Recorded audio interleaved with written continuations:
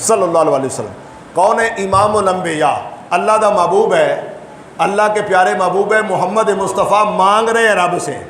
کیا مانگ رہے ہیں؟ کہ یا اللہ بندے دو نے ابو جہل عمر ابن ہشام، یہ ابو جہل جو ہے نا اس کا نام عمر ابن ہشام ہے. عمر ابن ہشام، ابو جہل یا عمر بن خطاب، دونوں میں سے جو تجھے پسند ہے وہ مجھے عطا فرما دے.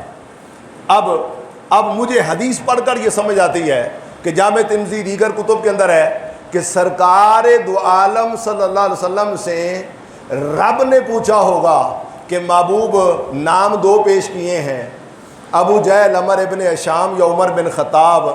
اب دونوں میں سے ایک مانگ رہے ہیں کہ محبوب اب تو ہی بتا تینوں پسند کیڑا ہے. پھر رب کی بارگاہ میں ہاتھ اٹھا دیے، اللہم اعز الاسلام بعمر بن الخطاب خاصہ. رواہ الترمذی. سرکار نے عرض کی یا اللہ میرے دل کی خواہش یہ ہے کہ میرے عمر کے وسیلے سے میرے دین اسلام کو عزت عطا فرما. اب لفظ سنیں، اللہم اعز الاسلام بعمر، اے اللہ عمر بن خطاب کے وسیلے سے خاص طور پر میرے دین اسلام کو عزت عطا فرما. دین اسلام کو ذرا غور کریے، دین اسلام کو عزت عطا فرما. لفظوں پہ غور کیجئے، اللہم اعز الاسلام، اے اللہ اسلام کو عزت دے. بے بتا رہی ہے، بے ممانہ وسیلہ ہے، بے عمر بن الخطاب، بے وسیلے کے لیے فرمایا عمر بن خطاب کے وسیلے سے، عمر بن خطاب کے ذریعے سے. ذرا بات کو غور سے سنیے، معلوم ہوا وسیلے سے دعا کرنا بھی سنت مصطفیٰ ہے.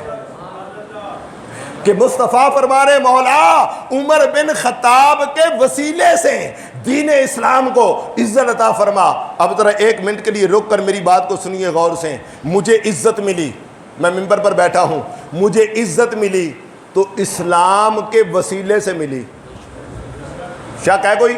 تمہارے سر پر عزت کی ٹوپی ہے، تمہارے سر پر عزت کی ٹوپی ہے، عزت کی پگڑی ہے، یہ سنت رسول ہے.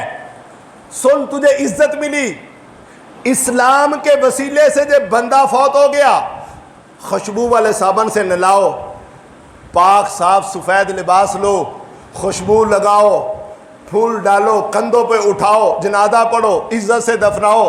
تجھے عزت ملی اسلام کے وسیلے سے.